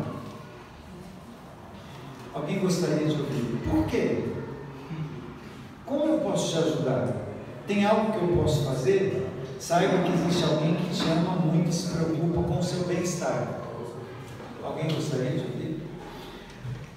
Alguém gostaria de ouvir? A nossa missão é ajudar os outros. Busque ajuda e você vai ver como é maravilhoso. Se não conseguir, busque estar na palavra e estudar a Bíblia. Alguém gostaria de ouvir assim: ó, sobretudo Jesus, Deus tem um propósito na sua vida e te ama. Você é muito importante para mim, muito amada. Tem muito nessa vida para contribuir. Alguém gostaria de ouvir assim: é uma situação difícil. Você gostaria de dizer: é uma situação muito difícil, bem verdade. Você gostaria de dizer alguma coisa? Desde quando você. Não, desculpa. Conta comigo, eu vou estar do seu lado e vamos resolver isso juntos. Digo isso de coração, não se importe com o que os outros pensam de ti. Você é importante não só para mim. Você já leu? Já, então acabou. Então vamos lá. Rapidamente, eu gostaria, porque esse exercício, ele fala sobre empatia. Tem um vídeo, mas eu vou apresentar talvez no próximo domingo e não nesse, porque não vai dar tempo. Mas passa o 2 para mim, por favor. Pastor. Por favor. Uma frase muito parecida com essa foi dita por Spurgeon do Madre Teresa de Calcutá. Qual é a frase? Isso. Ele estava sentindo deprimido, estava achando que preferia morrer. O que nós falamos para alguém nessa situação? E aqui é importante a gente entender o que é empatia e o que é simpatia. A empatia fala, eu sinto a sua dor. A simpatia, eu sinto muito por você sentir essa dor. Entenderam a diferença? E o vídeo mostra muito sobre isso. Quando eu estou... uns 2, 3 minutos. Então dá para passar. Então, vamos lá passar. Todo mundo concorda que dá para passar? Quem dá mais 5 minutos? Pode ser? Pode ser? A gente ficou calado, não sei se...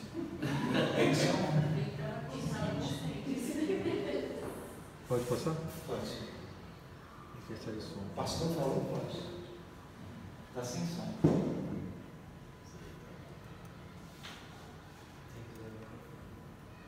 Não está sem som nem aqui. Só um minuto.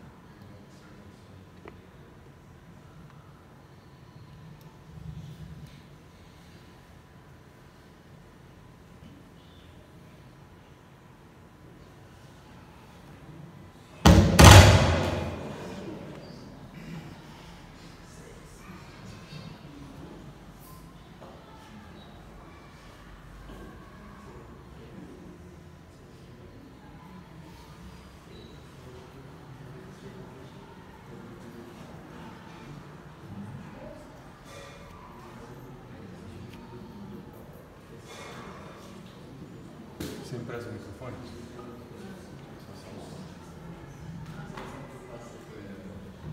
Deu do carro, não? Não saiu.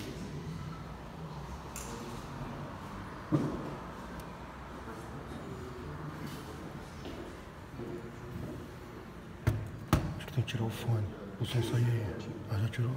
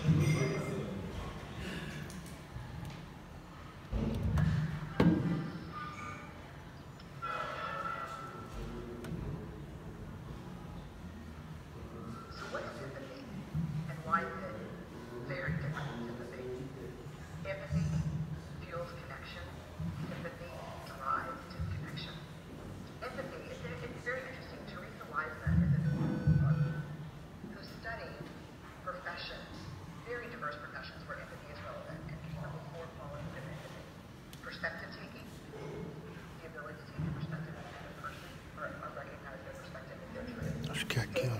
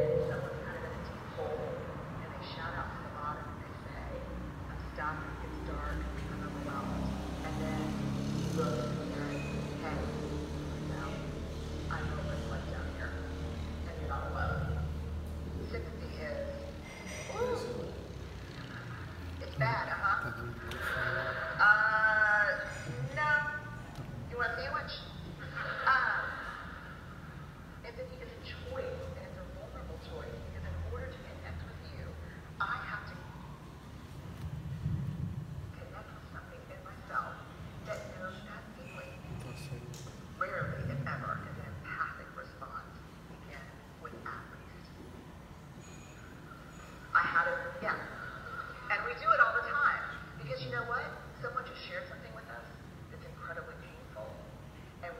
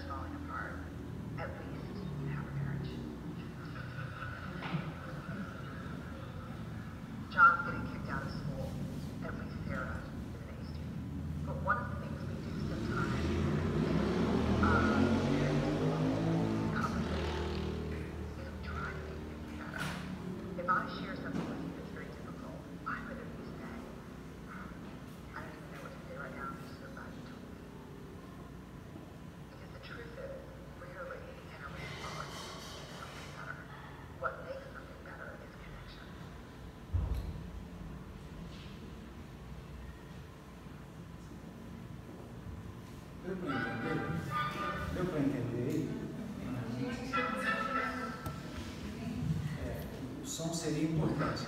Mas assim, tem uma situação de uma pessoa que está no fundo do poço, e aí tem o simpático e o empático. Às vezes, nos nossos conselhos, e aqui eu vi muito isso nas frases, quando tem alguém numa situação difícil, numa situação desesperadora, às vezes nós usamos uma postura aparentemente caridosa, e aí nós criamos um tipo de relação hierárquica de quem sabe alguma coisa e quem não sabe, entende? Eu sei que você não sabe, então eu vou te dar um conselho assim. Às vezes nós nos tomamos como na posição de conselheiros, dizendo assim, olha, você deveria fazer isso. O que eu quero dizer é que numa situação como essa, muitas vezes a gente quer competir com o sofrimento da pessoa, como por exemplo, frases, olha, comigo foi pior.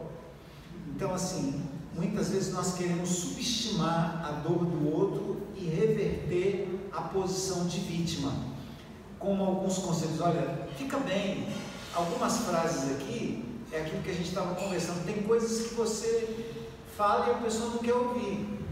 Ouvir Jesus te ama é bom? Claro, sempre. É bom ouvir dizer que Deus está conosco? Claro que é. Só que a nossa percepção, ela tem que ir além daquilo que nós estamos vendo com os nossos olhos.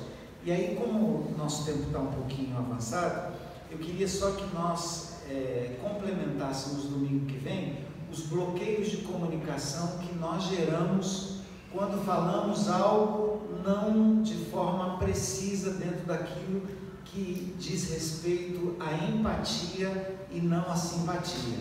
Eu estou falando isso porque muitas vezes a gente quer ajudar e aí a gente piora muitas vezes uma situação, ou se não piora, não faz nada para que aquela pessoa saia daquela situação, né? Eu ouvi alguém no grupo dizer o seguinte, olha, a minha mulher me traiu, ele falou isso no grupo, e hoje eu me encontro, ele usou uma expressão que eu me segurei para não rir, mas ele falou assim, hoje eu me encontro no subsolo do fundo do poço. Eu tinha ouvido só fundo do poço, subsolo, e acabou mais um degrau para baixo para relatar a situação que ele estava. E eu falei assim, o que eu posso dizer para esse homem que se encontra no subsolo do fundo do poço? O que você diria para essa pessoa?